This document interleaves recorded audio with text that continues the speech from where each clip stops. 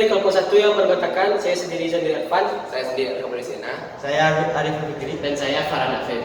Nah, jadi kami akan melakukan percobaan tentang bunyi dengan menggunakan dawai yang terbuat dari karet. Dan kami akan juga menentukan hubungan frekuensi sama pada dawai tersebut. Silakan. Dawai pertama dengan panjang 30 cm dan frekuensinya sekitar 130 Hz. Dawai kedua dengan panjang 20 cm dengan frekuensi sekitar 160 Hz. Lalu dawai ketiga dengan panjang 10 cm dengan frekuensi sekitar 190 Hz.